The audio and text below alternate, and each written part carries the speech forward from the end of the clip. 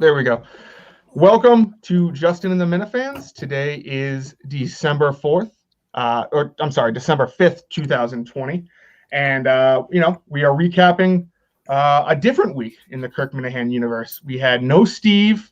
Obviously, we haven't had Mike for a while, but we had some new guests in this week, starting with Quantum Week Chris, Matt from Providence. Not Matt from Providence. Steve from Providence came in later in the week with Tim and Ken.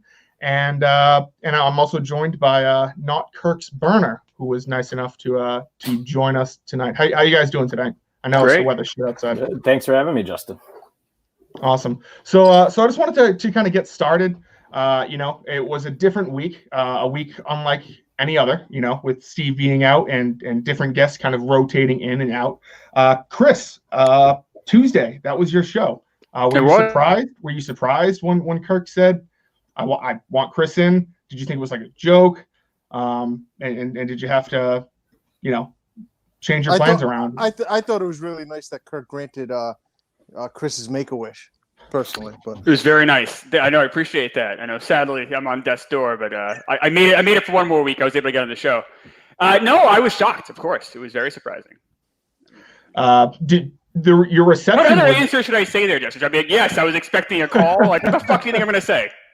Well, how about the reception? Were you shocked by kind of the backlash, or like the backlash from Kirk, or the embrace from the fans? Which I'm not going to say started with me, but it kind of started with me. Me embracing you and saying that you were great on the show. You really are a trendsetter, Justin. I try. We're all going to be wearing that tablecloth shirt tomorrow. That's right. Yes, all right. I'm the brawny man. Yes. So was I shocked at the reaction? I mean, I thought I did a decent job overall. It's probably too passive in the first half. Just getting used to rhythm. I definitely was nervous. And then, they had that interview with Mike Portnoy, which Mike Portnoy doesn't know who the fuck I am. He doesn't leave a lot of time for space. So it's not like you can really jump in there. So I kind of chose to kind of step out more in that call. But the second half of the show, that's what I was looking to do. I mean, I was looking at like I was the sidekick. It's the Kirk Minahan show. Like, get the fuck out of the way. If you have stuff to add, great.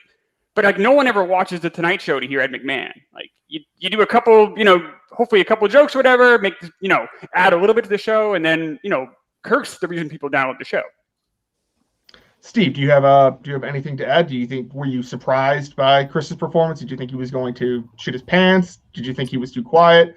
Were you surprised by Kirk's reaction on Wednesday when he was reacting to a lot of the praise he was getting on Twitter and said, I wasn't too impressed with him. I thought it was just kind of like an average performance. Given the expectations, he thinks he did better than normal.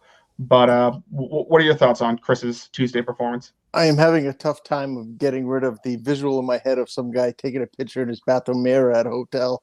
And I'm going to say right now, Steve and I are the biggest fans of Justin Durant. We're going to start a fan club. We are all in on Durant. We've been talking about it for the last hour. I think Chris did a great job. That's a tough thing. I was petrified to go in there myself. Mm-hmm. So even when Tim and I went in there, the thing that we said the most was, one, we want to make sure that, just like Chris, we didn't mess up the show. Try and get a laugh or two. Mm-hmm. And the other thing that we aim for is, he looked so uncomfortable sitting in that chair. He looked like he got fucked by a mountain lion. So we wanted to make sure we sit back and relax. Yeah, you guys had the benefit of going after me. That chair also is wildly uncomfortable. It is just it was you don't know how to like sit. There's no desk. You can smell the geary in the chair. It was a lot going on. But yes, that you guys had the benefit of going in second. I do want to say one thing about my performance in the show. Mm-hmm. In that Carano's fucking insane.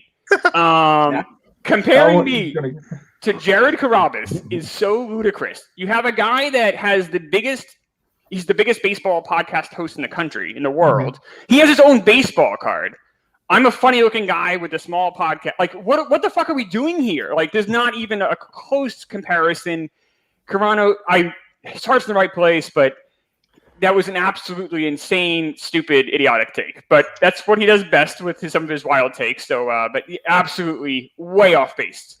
When Kirk gave me a B-, Carano just should have shut the fuck up. And like, that's great. That's what I did. I was like, oh wow, that's an amazing grade. Bad day, Carano. That week, Yeah, Corrado, but and No, and I don't KB, think I disagree with that. But and KB, before we get into the Corano stuff, what do you give Quantum Week Chris and Stephen Providence and Tim McCann this week? well, now I see all their faces, so I have to give them all an A+ and be a suck pump, right? No, I mean, I think Steve's probably interacted with the show, I think, a little bit more. So I think him, especially being with Tim, a little bit more casual. It was a funny show. Chris, he kind of had the hard part of competing with Carabas on talking baseball stats for 20 minutes. So I think it dulled it down compared to Carabas in there. But no, you did a good job, and especially sitting in Kirk or in the studio with Kirk. I definitely couldn't do that. The Jason guy is going to get destroyed. Now, his name's Justin. Now, tell me if I'm wrong here, but I think that just with the Steve stuff was like we had more background information. We had more background information on Stephen Providence than we do Quantum Week Chris. We know, he got cucked by his mechanic.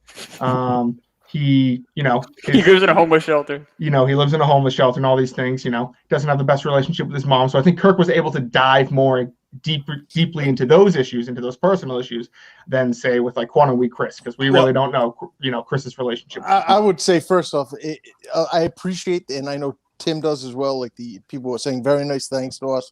I think you also have to keep in mind where we were. Kirk is the one that guided us through everything. Mm-hmm. We might have got a couple of jokes in, but I'm sure he told Kevin to call. Kevin would have. If Kevin doesn't make that call and Kirk doesn't call, Kevin doesn't. You mean Willie? Doesn't call the show, and Kirk doesn't call my mother's work. I mean, I'm probably a D- just like Chris.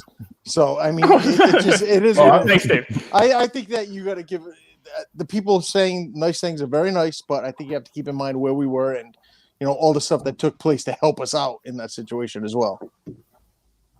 Kirk definitely made it very easy to be on the show. Like, he's so good. I mean, it's just like having the conversation with him on air. He knows exactly when to stop and start, and you get in the conversation. Like, there's so many small things he does that is so masterful. It makes you shine, for sure. So is his lack of, just as somebody, who obviously only experiences him on the show or Periscopes, is his lack of wanting to have small talk or, outside the show talk pretty much with anybody in life? I didn't talk to him for 1 second, buddy. Exactly. That's what I'm saying. So is that like a just complete, his introverted unwillingness to do it? Like, because he's able to, transition between points and everything, or, fill a blank space so well in the show, or is it just that takes all of his energy, you think? I don't think it takes his energy. I think it was more of like saving it for the show. Like, he came in, he sat down, we started the show, and when he left, I said thank you so much, and he left. I wasn't looking to go. I don't think anyone's looking to go get a quick lunch at Halfway Cafe. So I'm well aware of that, and that's kind of something that he's always said about Mike too. Is like we come in, we do the show, and then we've said everything we need to say. So that does make sense. It's odd because some people who are able to talk that much and have that many thoughts are generally social outside. But then again, guess he used to talk to Jerry and everything multiple times a day. So. Yeah, I wouldn't say it uses all of his energy. I mean, you look at what he did on Thursdays. He recorded the show with Stephen Providence, Tim McCann, went and did the secret project with Matt, went and did some interview or something somewhere, and came back later that night and had the Carabas show, which I think was great. So I don't think Kirk is like, whew, like I just did an hour podcasting. No, I don't mean that. I just mean people who are extroverted versus introverted. I just mean that social, outgoingness or wanting to talk. Like, I'm like that. If I talk to 10 people in a day, sometimes I'm like, screw it, I don't want to. So that's all I was wondering. He asked me on air, he's like, you guys have anything else you want to ask? And I said no. So, you know what I mean? Like, if there was something to be said, it would have just been said on air, which I think makes for a more entertaining and like real show.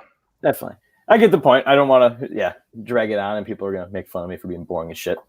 So I wanted to get to the next topic I wanted to get to is, the real meat of what this week was. If there was ever a Corona week, this was it. This was kind of his, he's in the world. This was I think it was his third time filling in or fourth time. It was his second full-time week filling in. And I think he got a lot of backlash. I think much of that backlash was completely unwarranted.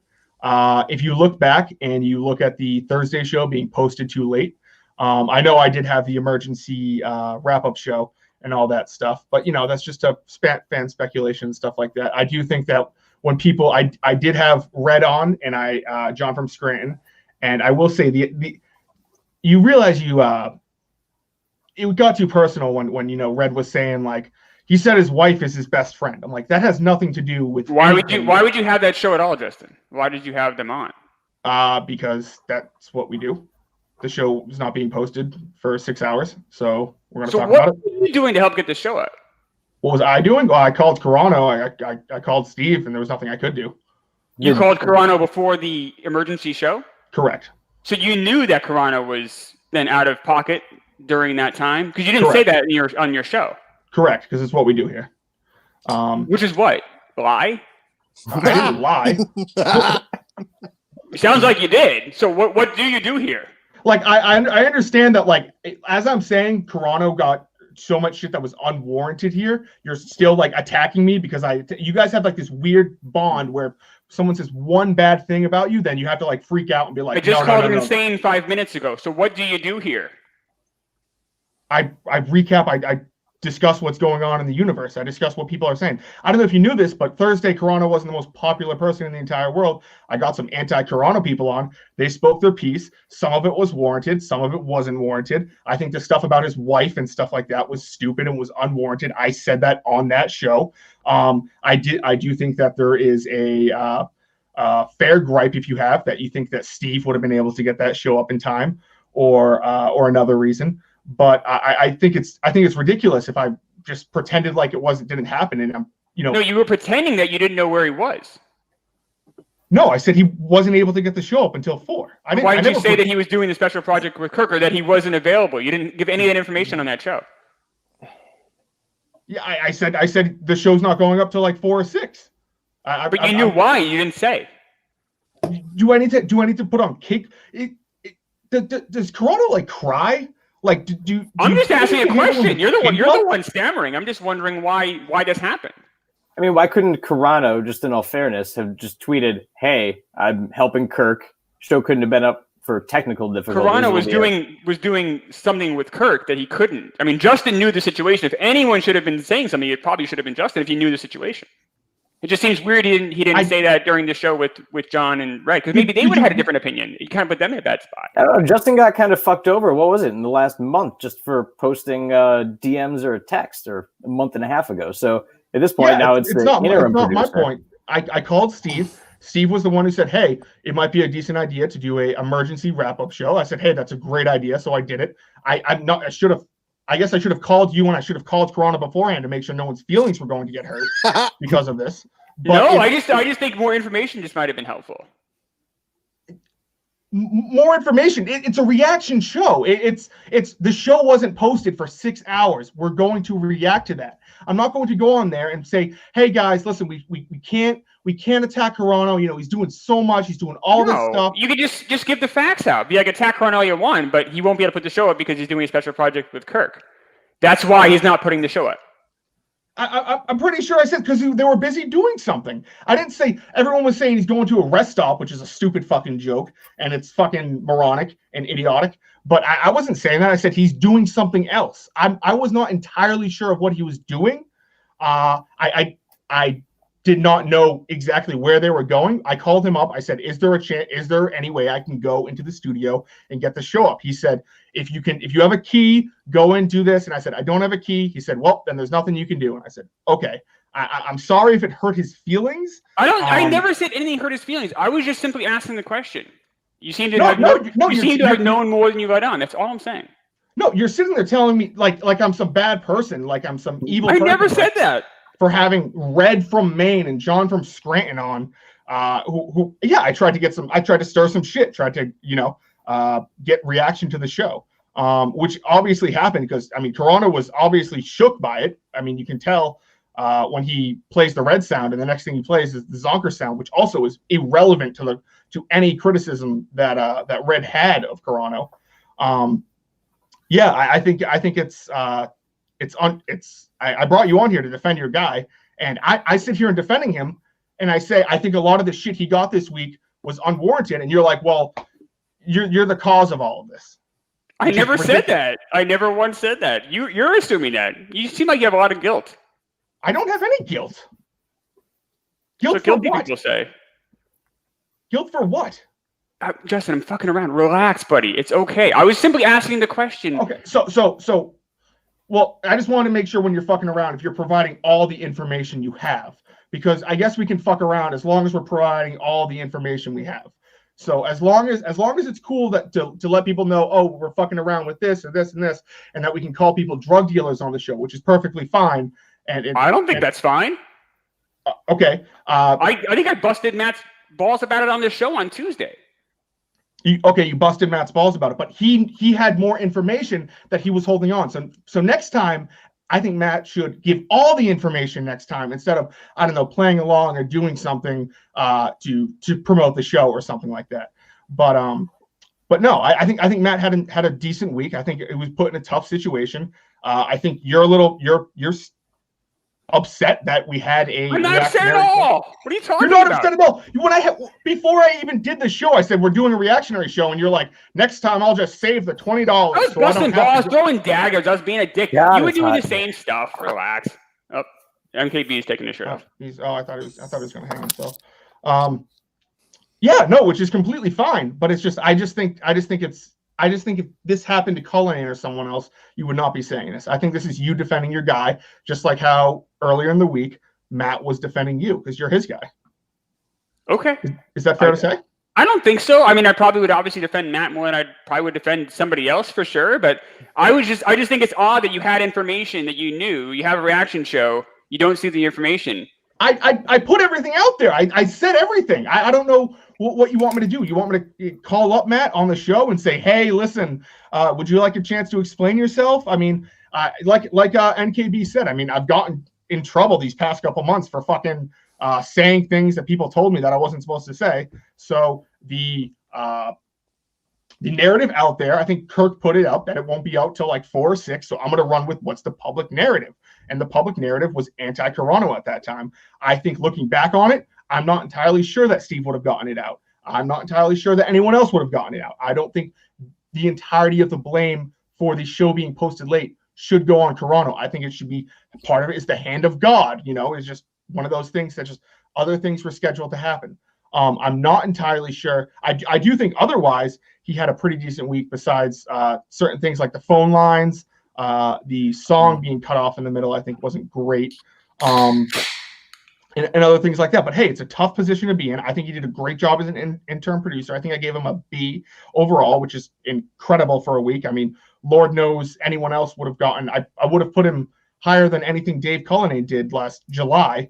So, NKB man, I like that. What do you say about that, NKB? I don't know. I think you hear Carano hears about hate against him and everything, and it's just I like him, I guess, but he's a hardo too, where he's in there talking about how good of a producer he is, and then the day after the show's up late, talks about well, it was tech issues. I'm not taking blame for that, but then but there were 50 edits, but they weren't hard, were they? And then Carano says, oh yeah, no, they're not hard, but then he sits there for 30 seconds begging for Kirk to congratulate him or for doing a good job on getting the show up at 6 p.m. and doing the 50 edits. So I think if he were to just say, hey, yeah, 50 edits on top of tech issues on top of this, and you know what, it got up late, that's fine. But then he's sitting there and he's talking about, well, I think a lot of it is people are jealous that they're not in here. And what was this other thing I wrote down? Recency bias. I don't think that there was that much hatred for Cullinane. Maybe I remember incorrectly. I haven't listened back to the old episodes in a while, but if we're talking recency bias over the last 6 months, maybe, but at that point, it's I think it's just he won't say that he does anything wrong generally, except for I guess he said he had grainy audio on one episode. The only person on this show that doesn't like Cullinane is Chris. Chris fucking that's hates not true. You hate Cullinane. You hate the hits. I don't hate Cullinane. I don't like the hits. I don't like the hits. I do not hate Cullinane. I liked when he was on the show with Kirk. I was actually, when that happened, I was upset Steve was coming back because I was so used to Cullinane in those 3 weeks that I was like, oh man, they're bringing this guy back. Like I remember having that feeling. Well, I would say that coming back Monday. I'm excited Steve's coming back Monday. Well, one thing that if you guys want to know why the show was late, it was honestly because of me. Because before, when we called my mother, I put up a shit ton of I guess you would call them parameters. I wanted a lot of stuff removed. When he says there was 50 things to remove, I think he might be underselling how many things there actually was to take out of there. And right after the show, he had something to do, which I knew about. So in order to defend Justin a little bit, I knew about it as well, where he was. But it's not my position to say anything. So I could be just as guilty as Justin in that situation. As I knew where Matt was. Well, if you hosted a reaction show, I would say you're just as guilty. Hey, well, don't you think that Carano's cockiness has a little bit something to do with? Hey, I mean, the man is the cockiest person who's ever been on the show. He thinks very highly of himself, which is not a bad thing at all. But he's talented in aspects, but yeah. Yes, but I will say you can't be talking about I'm the best producer, blah blah blah. All this, and then fuck up on Thursday and then not take any shit for it. I mean, that's part of being in this world. You take shit when you fuck up. I'm a big fan of self-depreciation. I don't know if Matt is as much, so I don't know why Matt doesn't undersell himself a little bit. I think when you oversell yourself, you do definitely. I agree with you. I think Matt would benefit him to maybe once in a while have a little bit modest, but that's not who he is, and that. To be honest with you, like that's just kind of that's who he is. It's honest. It's crazy. It's been a wild, entertaining week. Like, were you not entertained? Like, this was a great week. Very entertained. So very fun week. It was a great week. Because even if you put it in perspective this way, the last time that there was any listener guest on the show, it was DEC.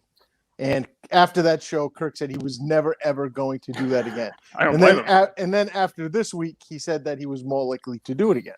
So in that aspect, it was a good week because maybe he's willing to maybe explore some other options that he might not in the past.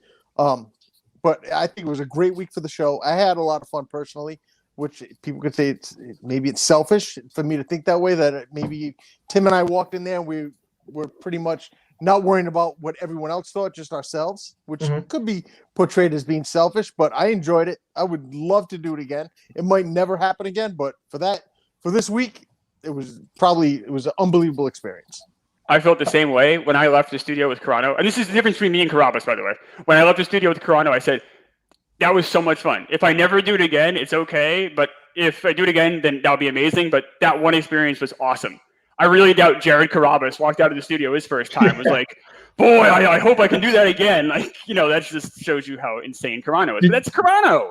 I mean, that's what he brings. It's madness. And I get some people hate it, and I totally understand that, and I get some people enjoy it. But at the end of the day, it was a fun week. It was a great week for the show, I thought. I completely agree. I think the madness of that take made the Friday show. I mean, I was like praying, that it would drop at midnight just so I could hear it.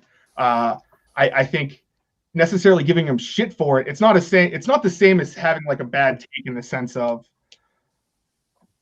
like a bad like political take or something stupid like that. Like people were getting a reaction to it, but I think the reaction made that take just so much greater. I hope he comes back and he has more of these outrageous takes. Like I said, Quantum Week Chris, I think you did a great job on Tuesday. I think you can talk pop culture like the best of them. But I don't see. When I said that I think you had one of the best appearances in Camus history. Which was very kind, yes. I was not including Big Cat, Toronto. No, of course not. That's insane. Dave Portnoy. Like, no offense to you, but I just it's not even a fence thing. It's a different stratosphere. Think about all the reps that Jared Carabas has had behind a microphone. Think about how many times Jared has done, and he's younger than me, but he's been doing this for 15 years. Like 12, yeah. And he's done it all from the ground up. He was doing shows in his basement, like. And I've had some interactions with him in the last week after all this shit. He's been nothing but awesome. Like he's like a genuine pro. Like that. No, I never even thought of myself in that same. Like until Carano said that, I never even. It's just madness. I disavow. So that's the thing about like Carano. Like that was such a bad take that terrible. It was. I mean, it was obviously wrong. It led to maybe 5 seconds of content. Like why? Other than just sitting there and being like you're an idiot. But other than that, I mean, I get it. I mean, if he had said that maybe when Jared was in the studio, but sitting there arguing about you, I think it led to 5 seconds of content? More than that, but it led to 5 days of content. 5 days, yes. I will say that is something I love about Carano is that when I think there's something in his mind where he can't change his take. If he comes out and he says, this person sucks, then they suck. He's going to stick to it. I know a lot of people would have just been like, you know what? Now that you think about it, Carabas probably is a little bit better than Quantum Week Chris.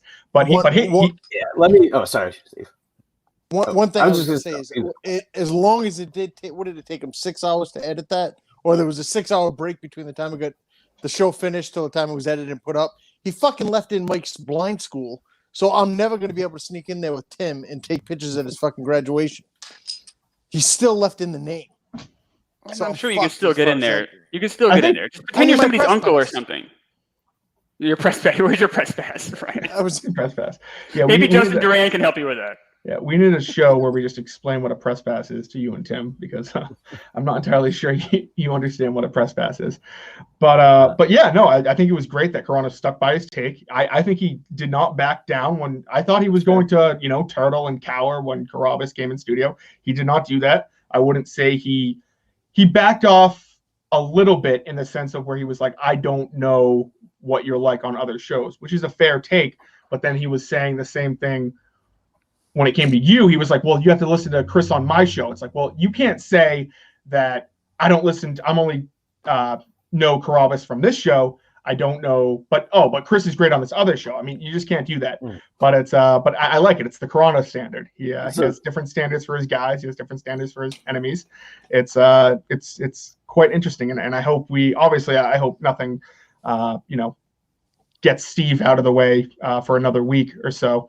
But I'd love to have. I think Carano is a great guest to have in studio. I could definitely see him, see both of you guys coming in there maybe like once or twice a month, just to talk shit. Because I know you guys know more about movies. Like, you guys are in the same stratosphere as Kirk when it comes to pop culture shit, old baseball stuff. And when Kirk gets going into that, he starts talking about old movies and stuff. I love that. I love that. But yeah, I mean, that's pretty much it for this week. You never let me grade. I wanted to grade Steve from Providence. That's right. Yeah. Quantum Week Chris. F minus. No. Okay. Him and Tim were fantastic. It was so funny. I was so impressed with how Steve rolled with the punches. Maybe inside he was nervous, but it didn't sound it at all on air. And luckily, I taught them how to sit in a chair, apparently. So they even looked good. But I thought those guys did a fantastic job. Tim too, and we haven't said enough about Tim. Tim was fantastic. I thought he was great. Tim does a great job. Inside, I was dying. Just so I literally was fucking dying. The first half of that show, I was as well. I was just, you just don't know, like, you want to make sure you just don't fuck up this. I was just worried about fucking up the show. I think, I know Steve, I don't know NKB is too. Like, we're all big fans of the show, so like, you just don't want to, like, I don't know, fuck it up. That was my whole thing. If I may just ask one, even NKB, let me ask you this: Did you see that picture that Ted Sellers just put up? Is there any chance that he hung that star on top of that tree? Oh, let me pull this up. It's not like I have no idea what you're talking about. But while you look this up, Chris, I do have one question. Sure, I was curious. Steve, who are you going to have over for Christmas? You're going to be a lonely Christmas? Take stuff from your kitchen and wrap it up for yourself and pretend it's a surprise? What the fuck are you going to do for Christmas? How dare you make fun of Ted? At least he has people who care about him and love him and will get him gifts. You lonely fuck. That tree that he has. Man, he could have laid it down and then pushed it up after you got the star and some Ted is what I love him. You are alone on Christmas in a shelter. Ted's tree looks like it has AIDS. Well, do you even have a tree? Are you even going to get one? Is it too sad? No, that's what I thought. It's the tree Charlie Brown gets when he's middle aged. If you must know, she took the tree. She won that in divorce. Oh my goodness. Well, what was your question, Justin? I was going to ask your little, workout routine you did there. Oh God, I'm such a jackass. There's no way to hide. Is that normal? I'm watching that and I'm like cringing. I'm like, this is the most embarrassing thing ever. And I went upstairs. And I told Laura, I said, look at this. I'm an idiot. I hate myself. Look at this. And she goes, oh, you do that quite a bit. I'm like, oh, why doesn't anyone tell me? I look like a fucking jackass. It's your version of the claw, I guess. I didn't know we were taping at that time because you can hear the show kind of start awkwardly. Yep. So I didn't know we were on, but I knew there's a camera on me, so I don't know what the fuck. I don't know. You could tell like that first half hour, I was definitely like, definitely have like imposter syndrome. You're like, what am I doing here? I don't want to fuck this up. What am I? And I guess I do this fucking weird, idiotic thing. Like, what a fucking idiot. Yes. Very embarrassing. Yes.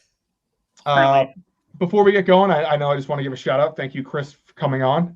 He obviously is the co-host of Quantum Week. You can check them out on iTunes, Spotify, all that fun stuff. For $50, you can check No, that's not true. That's not. Meanwhile, Carano, could someone do a worse job explaining the Patreon? For the second time. He's like, it's $50. We don't like fan content. It's like, you never say this stuff unless you're on the show with Kirk. Why are you doing this? Well, I mean, the way he says, like, we don't like when fans generate. That's content. not true at all. We always talk to. We love getting like that. I think to his Carano hates talking to anybody. He really doesn't. He's honestly like such a nicer guy than I am. He really is. I think part of the thing for him, and maybe Steve will agree, I can't imagine doing that show and producing it at the same time. Like the multitasking element of that, because just sitting in the chair is so hard. So if you told me I had to produce the show too, I would just melt down. I probably would act like Carano and be like, just listen to Steve. You know, the first month when he was on the show, it was a train wreck. He had no idea what was going on. He was busy like trying to produce the show. Meanwhile, like Kirk's taking jabs at him, but he really found his little niche there. But I was going to say, check out Quantum Week, Chris's Patreon. Yeah, they said. You don't need no one. The $50 is for like rich people who want to just be super generous. That's insane. Steve, what are you doing tonight? You got a big night planned? What's going on? Tell us what's happening tonight. What's going on? Just on Twitter, probably. No, I want to hear. What are you doing? Probably watch a movie. By yourself? Other than, are they going to shut the lights off at the shelter? Are they going to moderate for you? There is nobody more appreciative of their position than myself. I can see why. You have so much. I'll probably go jerk off in a mirror and cry.